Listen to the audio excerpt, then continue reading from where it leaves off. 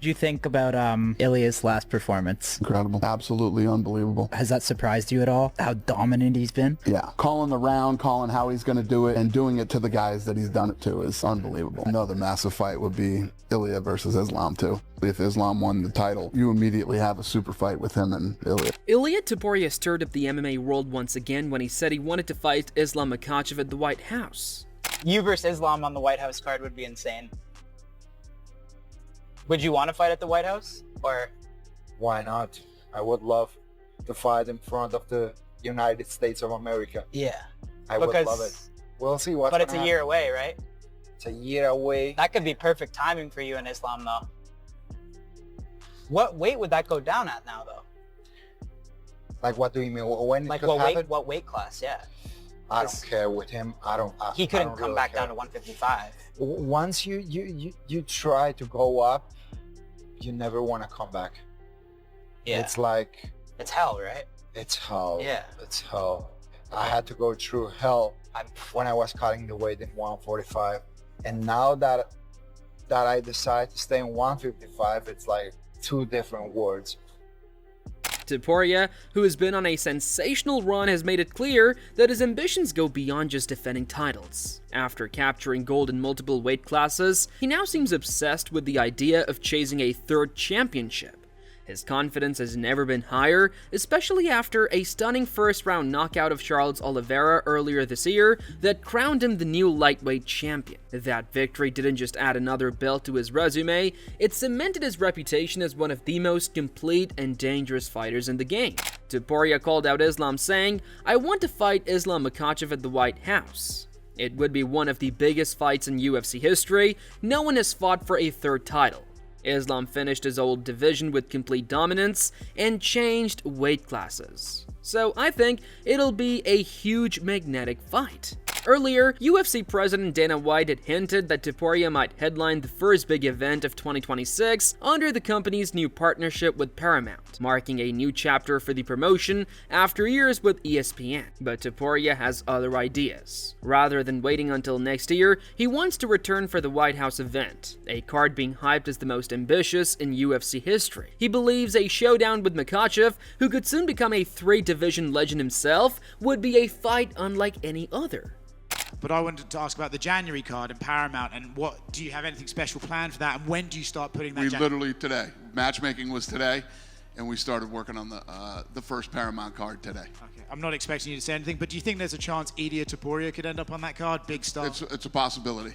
Makhachev, currently preparing to face Jack Della Maddalena at UFC 322 for the welterweight belt, has been on a path similar to Topuria's. Both fighters have cleaned out divisions and are now chasing new mountains to climb. Topuria feels that if Makhachev wins in November, the two of them meeting at 170 pounds would be something the sport has never seen before. A champion moving up in search of an unprecedented third title against one of the most dominant athletes in MMA history. Their potential matchup has fans buzzing, mostly because many believe the UFC missed the perfect window to make this fight happen years ago when Makhachev still held the lightweight title. Topuria had already built a name for himself at featherweight, knocking out icons like Alexander Volkanovski and Max Holloway, and was clearly ready for a challenge at 155, but the timing never worked out. Now, with both fighters conquering new divisions, fate might finally be lining them up for what could easily be the biggest main event the UFC has ever produced. Fuck, what? Another massive fight would be Ilia versus Islam, too. Of course. Yeah. But, I mean, Salim is obsessed with that fight. Oh, really? He's obsessed with it. And I tell him, I'm like, but they both got to win more fights in their division first, right? That's kind of how you do it, right? When it's like they both run through their division, and then it's like you're in the position where it's like, I gotta make this. That's what happened with Volk Islam, right? Well, the other thing is, too, is that Islam moves up, and obviously if Islam won the title, you know, you immediately have a super fight with him and Ilia. So could that be, I if don't Islam know. gets one victory, could that potentially happen? You have to see, it's one thing to sit around, this is what the media always tries to do, sit around and talk about these fights before they happen, or, you know, hypothetically speaking. I don't like hypothetical. These are options that we have if things play out that way, but you never know what's going to happen. Topuria's rise has been as fast as it has been dominant. After leaving featherweight behind and doing so in a dramatic fashion with a knockout of Holloway at UFC 308, he immediately turned his attention to lightweight, where he didn't waste time making an impact. His demolition of Oliveira at UFC 317 wasn't just impressive, it was symbolic. He had gone from being a knockout artist in one division to a champion in another, proving his power and precision could follow him anywhere. For a brief moment, it looked like his first lightweight title defense could come against Paddy Pimblett. The two even shared an intense face-off inside the cage after Topuria's win over Oliveira, sparking speculation about a blockbuster fight between two of the UFC's most marketable names. It should be Ilia versus Paddy. Paddy is such a big star, and obviously it's not going to be you right now because you're booked. Do you think Paddy can beat Ilia? No way. Just me can beat Ilia. That's all for now in our division, and everybody knows that. Even UFC knows that.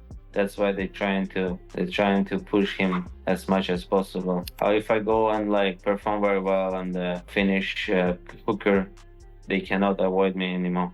Interestingly, Topuria's career has mirrored Makhachev's in many ways. Both fighters came from strong grappling bases, Makhachev from the famed Dagestani wrestling school and Topuria from Greco-Roman roots. Yet, both developed world-class striking that turned them into complete mixed martial artists. And both have carried an aura of invincibility, dispatching challengers in brutal, clinical fashion. While Topuria dreams of fighting at the White House, Dana White is still weighing his options. The UFC boss confirmed that the first event under the Paramount deal is being built as a massive showcase, and Topuria is one of the biggest stars in contention to headline it. The promotion's shift from ESPN to Paramount, reportedly worth $7.7 billion, has already changed how fans will watch fights in the US, moving away from the old pay-per-view model. With CBS and Paramount Plus taking over broadcast duties, the UFC is planning to make its debut under the new banner something special, and Topuria could very well be the face of that launch. Gaethje versus Topuria is rumored to be the first Paramount Plus UFC 324 or whatever it is. Yeah. And I know this is gonna sound wild, right? Everyone's like immediately writing off Gaethje, like, oh, it's just a lamb in a slaughterhouse, blah blah blah. I feel like Gaethje can actually give Topuria a lot of trouble. He hasn't done this in all his recent fights. I don't know why. He's really focused on his hands for the most part. Gaethje has the craziest leg kicks. Yeah, I was just gonna say, those leg kicks are gonna be a problem. Because he used it in the Max fight, you know? Yeah, if he can bring that back with Topuria, that would change the dynamic of how Topuria throws his hands. Max took those shots, but I don't know how if Topuria can take that much damage on the leg. Yeah. Because he sits a lot more heavy as well on his leg. Because Topuria will be like, this guy's fucking bullshit, I can beat him, and he's gonna pressure like that. If Gaethje can work the calf kicks, and obviously Gaethje's good in the clinch, right? He'll grab the head and throw the uppercuts and all that. He could cause some trouble. But that being said, like, how can you doubt that Topuria is not gonna win? Yeah. You know what I mean? I feel like it's so obvious he's gonna beat Gaethje. Round 1 or round 2 KO, you know? Yeah. But then again, it could be a dogfight. Gaethje's always in wars, you know? It could be another fucking 5-round war. At the end, Ilia goes. Yeah. You know what I mean? Dana White has also teased that Topuria might return in January, possibly against Justin Gaethje. Nothing is set in stone yet, but White has been open about the fact that matchmaking for the Paramount debut is already underway. He has also praised ESPN for their long partnership, calling their relationship with the UFC a massive success, but admitted that everyone behind the scenes can feel that a new era is beginning. Meanwhile, Justin Gaethje's camp has made it clear that they believe he deserves the next title shot. His manager, Ali Abdelaziz, insisted that Gaethje has earned it and that he's even considering retirement if he doesn't get the fight. The matchup between Topuria's technical precision and Gaethje's raw power would undoubtedly deliver fireworks. But with so many moving parts, including Makhachev's pursuit of a third belt, the UFC seems torn between multiple huge options for their lightweight king's next opponent. What? What happened? Go on. The UFC is planning for Ilia Topuria to headline its first Paramount card versus Justin Gaethje. That's the plan as of now. You're lying right now. That would mean Pimblett versus Holloway, which actually would fix a lot of the weird order of things. Why Justin Gaethje? You saw that as well, Nick? Gaethje said he would retire if he didn't get a title shot. Well, if we're gonna go at that, I got Ilia Topuria knocking him out. Yeah, same here. I just feel after you've been dropped so much and you're gonna fight somebody who's a deadly striker, great wrestler, who has a chin, who's willing to put himself in the fire to land that shot, and not just the shot to the face. Let's not forget about Ilia Topuria's body work as well, right? If this is the way they're going, they've made Dan Hooker versus Arman Sarukian, They've made Oliveira versus Gamrot. They've made now Topuria. If they're going to do Topuria versus Gaethje, if this is the way they've gone, it only leaves Pimblett versus Holloway. Which is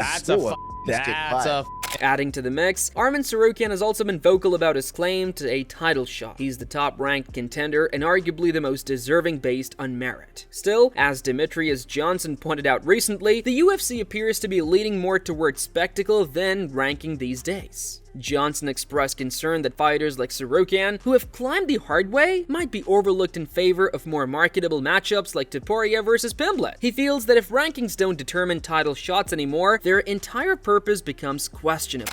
Who is next for Ilia Topuria? Now, technically, it should be Arman Tsarukyan because he is truly the number one contender. But they basically forced this Paddy Pimblett versus Ilia Topuria engagement because there is beef between those guys. They have had some exchanges before outside of the octagon, but this is where I had this hot take recently this week, is that I said the UFC is not a sport. Like, they get to dictate what they want to push, the narrative of what the fans want to see, which that's not what a sport is dictated on. And it's funny because my dad and my wife Destiny were watching the fights and like, what the fuck, it's like WWE all over again. And you know, Michael was going off. He goes, why are they giving us Paddy Pimblett? It should be Arman Tsarukyan. And truthfully, it should be the next contender for Ilia Topuria should be Arman Tsarukyan, because he was the number one contender and he was also the backup fighter for this fight, who showed up, made weight, was ready to go. He looked like he was in shape and he had no injuries going into this fight. But now I bet you they're probably gonna go Paddy Pimblett versus Ilia Topuria, which, you know, I'm not mad about that, but I want people to start earning their truthful spot of what's the whole point of having rankings when they're not gonna abide by the number one contender. Like, let's just get rid of all the rankings and let's just do a poll of like what the fans want to see, and let's just run the event like that. Let's just do that.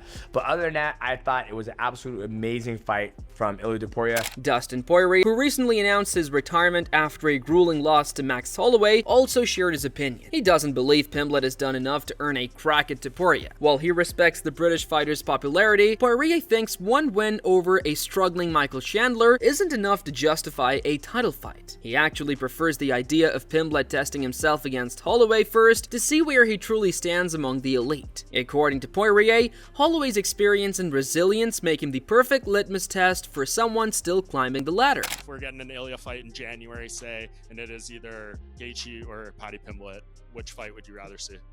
Gaethje. Yeah. Do you think Gaethje. That's a harder fight for Ilia? Man, he's such a precise striker and his timing's so good. And Gaethje, like I said before, puts himself in harm's way. It could be a horrible matchup for Gaethje, you know, if he lunges in and gets sniped at one of those clean shots. But also it could be a tough fight, you know, on the other side. It's tough, man. You know, playing matchmaker and how the fights go in my head, it's tough. Anything could happen in there. But here's one thing I'm sure of, respect to Paddy and everything he's done. I don't think a win over Michael Chandler, you know, on the streak that Chandler's on, the way his fights have been going, deserves a title shot right away. I know he's exciting and people are talking about him, but I would like to see him fight one more top 5 guy, one more tough test, and then we could talk about title fights for him. I think it's a little bit rushed for Paddy, if we're talking about him and Ilia. If I was a matchmaker, it would be Arman versus Gaethje. Winner of that gets title fight. Hooker versus Paddy. Winner of that's next in line. You know, that's the way I would have laid it out. Outside the top contenders, other fighters have also started circling around Topuria's name. Dan Hooker recently said he believes he matches up well against the Spanish champion. From his perspective, Topuria might have devastating power, but Hooker feels his length, sharpness, and experience could cause problems for him. He sees it as an exciting and dangerous fight, the kind that could either launch him back into title contention or cement Topuria's dominance even further. Hooker seems particularly motivated by the idea of being the first man to hand El Matador his first professional loss. Not everyone, though, shares the same optimism when it comes to fighting Topuria. Dana said it himself, like you said earlier, #1 contender fight. So winner here, likely going up to fight Ilia. You envision a fight with you and Ilia, I imagine. How do you think that one goes down? Yeah, obviously, huge test in front of me, but I like that fight. That's a fight where I have a huge range advantage on the guy, and I feel like I have more tools in the bank. I feel like a bit sharper. He's a great puncher, but I feel like I have the boxing acumen to avoid those big shots or counter those big shots or kind of lead him in the dance. I think it's an exciting fight. He's on one heck of a streak, so to not only beat the champion but to put an O against his to take the O from his record it's an exciting prospect. Beneil Dariush, another veteran of the division, doubts Paddy Pimblett has any real chance against him. He believes Pimblett's striking wouldn't hold up against Topuria's power and timing, and even if the fight hit the ground, he doubts Pimblett could control someone with such strong wrestling and a league takedown defense. In his view, Topuria is simply too complete a fighter for someone like Pimblett to handle right now. Do you see Paddy being a threat for Ilia Topuria at all? No, not particularly. I honestly can't see where he would be a threat. In the striking, I think, he's going to be in a lot of danger. In the grappling, if he gets a takedown, he's very good. He's a very good grappler if he can get a takedown. But do I think he can get a takedown on Ilia? I don't know. From what I've seen and what I've heard about Ilia, he has fantastic wrestling and his takedown defense is world class. As for Topuria himself, he's remained as confident and outspoken as ever. He's taken playful shots at Makhachev, saying that if the Russian loses his welterweight title bid, he might as well retire to his farm in Dagestan. But behind the bravado lies a genuine sense of ambition. He's already achieved what few fighters can, champion in 2 divisions, and now he wants to chase something even rarer. If Makhachev wins at UFC 322 and Topuria moves up to 170 pounds to face him, it could set up one of the most extraordinary moments in MMA history. 2 fighters meeting with a chance to become triple champions. As it stands, the ball is in the UFC's court. Between the Paramount debut in January and the White House card in June, the promotion has 2 colossal opportunities to showcase its brightest star. And no matter which path they choose, Ilia Topuria's next fight promises to be nothing short of historic, the kind that fans talk about for decades.